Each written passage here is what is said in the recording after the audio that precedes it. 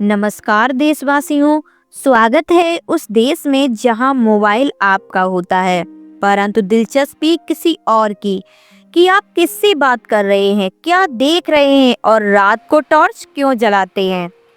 हम वही भारतवासी हैं जो वोट डालते समय तो गोपनीयता का बोर्ड देखते हैं, पर घर पहुंचते पहुंचते हमारा मोबाइल सचिवालय की फाइल बन चुका होता है। आज हम चर्चा करेंगे संचार साथी नामक उस दिव्य वरदान पर जिसे सरकारी दफ्तरों में शायद आम जनता का एक्सरे यंत्र कहकर दर्ज किया गया हो। चलिए आरंभ करें और कृपया घबराइए मत। टॉर्च बंद रखिए, सरकार बिना टॉर्च के भी सब देख लेती है। कहानी शुरू होती है एक सरकारी आदेश से जिसे न जनता ने सुना, न मीडिया ने खोजा, न संसद में चर्चा हुई। बस आदेश आया और सरकार बोली, हर फोन में संचार साथी अनिवार्य होगा। अनिवार्य, लोकतंत्र का सबसे प्रिय शब्द। फोन आपका पर ऐप सरकार का। जैसे घर आपका पर ताला तो भाई पड़ोसी का। किसी ने पूछा ही नहीं कि हमें क्यों चाहिए ये ऐप। जवाब आया, हमारी मर्जी हमारी नीति। अब जरा देखते हैं यह साथी क्या करता है। इस मित्र को आपके फोन में प्रवेश मिल जाता है, आपकी निजी तस्वीरों तक, आपके संपर्कों तक, आपकी कॉल सूची तक, आपके आदेशों तक, आपके संग्रहण और फोल्डर तक, और हाँ, आपकी टॉर्च तक भी।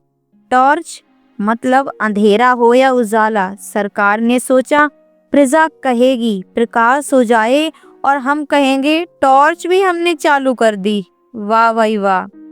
मोबाइल खोजने वाले ऐप को इतना सर्वज्ञानी, सर्वदर्शी, सर्वलुभ किसने बनाया? यह प्रश्न जनता ने पूछा, पर जवाब में मिली मौन की शांति।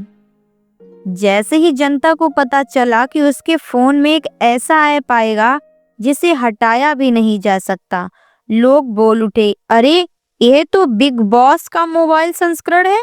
किसी ने कहा, अब तो सरकार मोबाइल की बैटरी प्रतिशत भी नोट करेगी। सोशल मीडिया पर लोग लिखने लगे, हमारे देशों में बुराई भले ज्यादा हो परंतु निजता अभी भी जीवित है। कई लोगों ने कहा, यह पेगासस नहीं, यह तो पेगासस का ताऊ है। सरकार बोली, नहीं नहीं, गलत समझे आप सबने। यह ऐप तो जनता की सुरक्षा के लिए है। इससे हमने लाखों खोए हुए मोबाइल ढूंढ निकाले। वाह। पहले जनता के मोबाइल खोने की समस्या हल करो, फिर जनता खुद ब खुद ऐप स्थापित करेगी। पर जबरन क्यों, अनिवार्य क्यों, छुपकर क्यों? और फिर वह प्रसिद्ध वाक्य, डेटा सुरक्षित है, कोई दुरुपयोग नहीं होगा। यही बात तो हर बार बोला जाता है जब भी कोई बड़ी योजना लॉन्च होती है जो जनता की निजता को काटकर कानून की दाल में डाल देती है। एप्पल ने कहा, हम ऐसे ऐप को अपने फोन में नहीं आने देंगे जो निजता का दोहरण करे। बस इतना कहना था और सरकारी दफ्तरों में मानो घंटियां बज गईं। क्योंकि बात नागरिकों की नहीं, अब बात एप्पल की प्रतिष्ठा की थी, और प्रतिष्ठा वही है जिसका सहारा लेकर खबरों में छपता है। भारत बना एप्पल का नया केंद्र। एप्पल के मना करते ही सरकार ने वह कलाबाजी खाई जो केवल राजनीति में संभव है। बयान आया, संचार साथी अनिवार्य नहीं होगा, किसी भी फोन में पूर्व स्थापित नहीं होगा, जनता चाहे तो स्वयं डाउनलोड करे। वाह वाह। जैसे गाड़ी ने पहले पहाड़ से कूदकर तय कर लिया था और एप्पल ने पीछे से चिल्ला दिया, ब्रेक लगा दो भाई, और ब्रेक लग गई। कभी नदी का मोड़ देखा है? धीरे धीरे मुड़ता है, पर राजनीतिक में मोड़ ऐसा होता है जैसे किसी ने कार को हैंड ब्रेक से घुमा दिया हो। पहले आदेश गुप्त, फिर ऐप अनिवार्य, फिर अचानक यह घोषणा कर दी गई कि नहीं नहीं, सब स्वैच्छिक है। लोकतंत्र में जनता की आवाज से ज्यादा बहुराष्ट्रीय कंपनियों की आवाज गूंजती है। यह नीति का सत्य है। अब प्रश्न यह नहीं कि संचार साथी हट गया, प्रश्न यह है कि ऐसा निर्णय बिना सूचना के क्यों लिया गया। किसने तय किया कि जनता की निजता का परीक्षण किया जाएगा। ऐप में इतने शक्तिशाली अधिकार क्यों थे।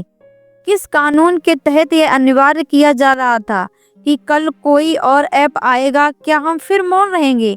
लोकतंत्र का अर्थ है जनता निर्णय लेगी और सरकार निर्णय लागू करेगी, पर यहाँ क्रम उल्टा हो गया। सरकार निर्णय लेती है और जनता बाद में अखबार पढ़कर चौंक जाती है। यह प्रणाली स्वस्थ नहीं, यह स्थिति संक्रमण है और संक्रमण फैलता है।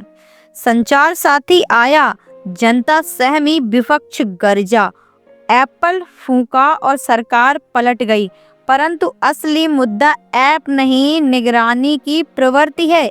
यदि जनता हर बार दबाव न बनाए तो छुट्टियों में भी नए नए नियम चुपचाप तैयार होते रहेंगे।